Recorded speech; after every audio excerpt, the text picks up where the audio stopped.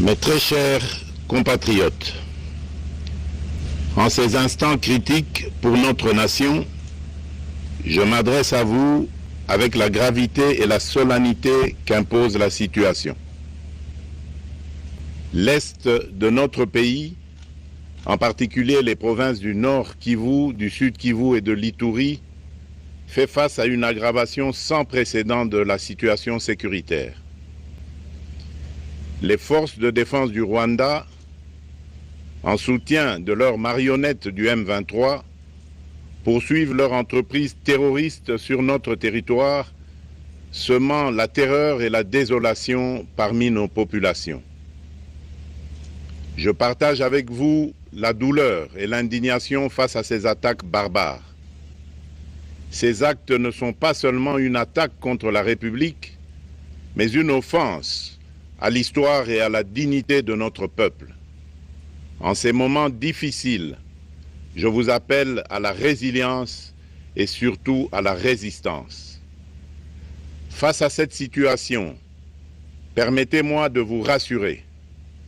Une riposte vigoureuse et coordonnée contre ces terroristes et leurs parrains est en cours. Nos vaillantes forces armées de la République démocratique du Congo, symboles de courage et de patriotisme, sont pleinement mobilisées, prêtes à défendre chaque centimètre de notre territoire.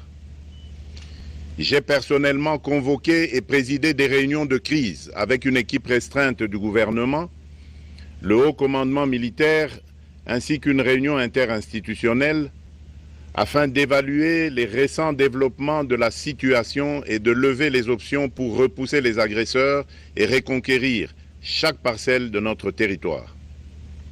À cet effet, j'ai nommé ce 28 janvier le général-major Évariste Somo Kakule au poste de gouverneur militaire du Nord Kivu pour renforcer la coordination des opérations militaires et restaurer l'autorité de l'État.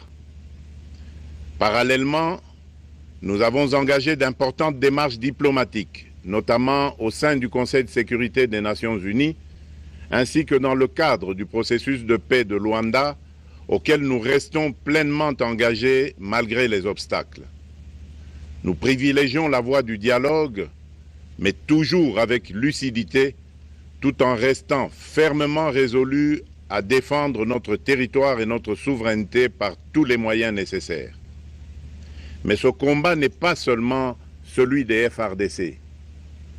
C'est le combat de tout un peuple, le combat de notre identité congolaise, afin de léguer aux générations futures un pays prospère et en paix. À tous nos compatriotes, dans chaque province, chaque ville, chaque territoire et chaque village, ainsi que ceux de la diaspora, sans distinction d'appartenance ethnique ou politique, unissons nos efforts. Apportons un soutien indéfectible, moral et matériel à nos vaillants soldats. Mobilisons-nous comme un seul homme pour défendre notre souveraineté et sauvegarder notre intégrité territoriale. Je suis pleinement conscient des souffrances de nos compatriotes qui fuient les hostilités. Le gouvernement est instruit d'activer le plan d'urgence humanitaire pour venir en aide aux déplacés. À vous, habitants de Goma et des environs, je ressens profondément votre douleur qui est aussi la mienne. Elle traverse nos cœurs et nos âmes en tant que fils et filles d'une même patrie. Mais face à cette épreuve, je vous exhorte à puiser dans cette force intérieure qui fait la grandeur du peuple congolais. Résistez avec courage. Faites preuve de vigilance constante et gardez votre calme malgré l'adversité. Sachez que nous ne sommes pas restés inactifs. Des plans de contingence sont préparés pour assurer la protection de la population civile et prévenir toute escalade de la violence. Les dispositifs de sécurité ont été renforcés pour protéger les zones stratégiques et nous travaillons sans relâche pour garantir le fonctionnement des services essentiels. Je tiens à rendre un hommage solennel à tous ceux qui ont payé le prix ultime dans cette lutte pour notre dignité et notre souveraineté. J'ai une pensée pieuse pour le général-major Peter Chirimwami, gouverneur militaire du Nord Kivu, tombé les armes à la main. Je m'incline avec respect devant la mémoire de tous nos militaires et de tous les Wazalendo tombés sur le champ d'honneur. Je pense aussi aux soldats de la mission de la communauté de développement d'Afrique australe, la SAMI DRC, qui combattent à nos côtés aux casques bleus de la MONUSCO, qui ont sacrifié leur vie pour la paix, ainsi qu'aux innombrables civils victimes de la barbarie ennemie. Leur courage et leur sacrifice ne seront jamais oubliés. Et nous portons leur flambeau avec la ferme détermination d'achever leur noble combat. Je voudrais ici interpeller directement la communauté internationale et l'Union africaine. Le Rwanda continue de violer ouvertement et sans scrupule les principes fondamentaux de la Charte des Nations Unies ainsi que les accords régionaux. Pire, ces agissements se déroulent dans une impunité totale et ce, avec un mépris manifeste des règles internationales et des valeurs que ces institutions sont censées défendre. Cette attitude arrogante, qui ne cherche même plus à masquer ses forfaits, est une provocation inacceptable à l'égard de notre souveraineté et de la stabilité régionale. La présence de milliers de soldats rwandais sur notre sol, leur soutien politique, logistique et militaire à leur pantin du M23, ainsi que leur implication dans l'exploitation illégale de nos ressources naturelles, nous conduisent tout droit à une escalade aux conséquences imprévisibles, mettant en danger toute la région des Grands Lacs. Votre silence et votre inaction face à la barbarie du régime de Kigali et aux atrocités perpétrées par ses supplétifs sur notre territoire constituent un affront non seulement à la République démocratique du Congo, mais également aux valeurs universelles de justice et de paix. Le peuple congolais prend acte de cette passivité qui frôle la complicité. Soyez sûrs d'une chose, la République démocratique du Congo ne se laissera pas humilier ni écraser. Nous nous battrons et nous triompherons. Congolaises et Congolais, l'heure est certainement grave, mais notre détermination est encore plus inébranlable. Ce moment critique nous offre l'opportunité de montrer au monde ce qui fait notre force, c'est-à-dire notre unité sans laquelle tous nos efforts seraient vains. Je vous appelle à être vigilants, mais à ne pas céder à la haine, aux divisions ou à la violence. Je condamne avec la plus grande fermeté les actes de vandalisme et de pillage qui ont visé certaines missions diplomatiques accréditées en République démocratique du Congo, ainsi que des intérêts privés dans la ville de Kinshasa.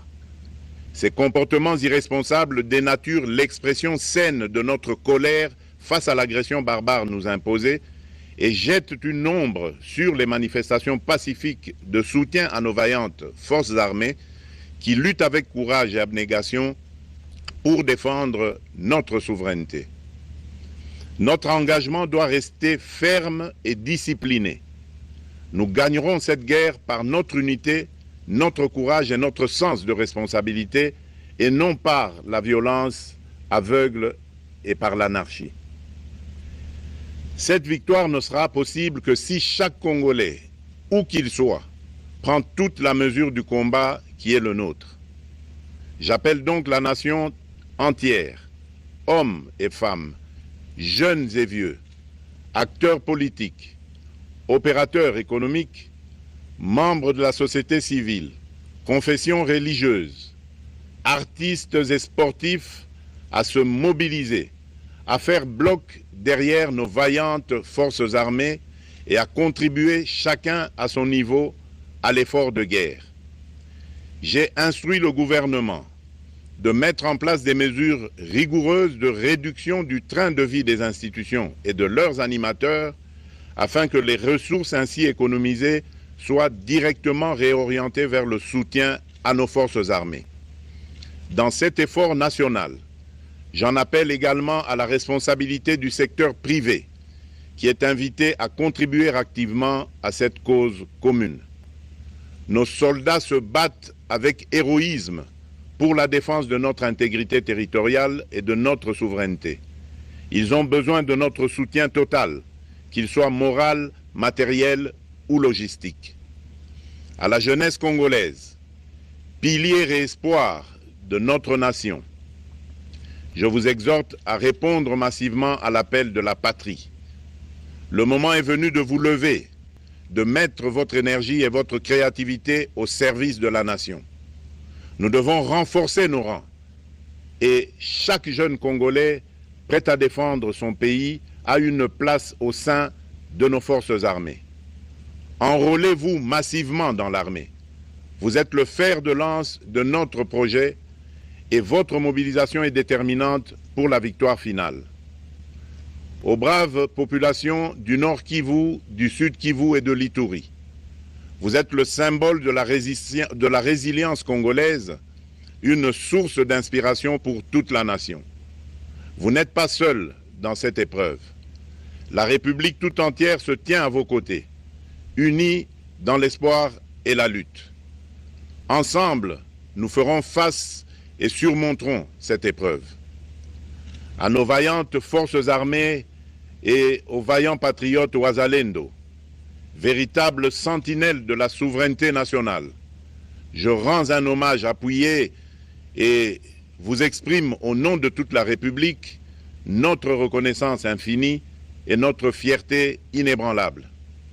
Votre bravoure, votre discipline et votre engagement sans faille inspirent et mobilisent tout un peuple déterminé à défendre son territoire.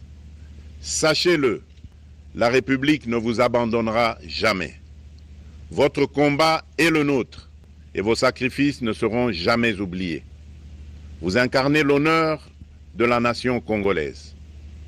À tous mes compatriotes d'ici et de la diaspora, la République démocratique du Congo ne pliera pas. La République démocratique du Congo ne reculera pas.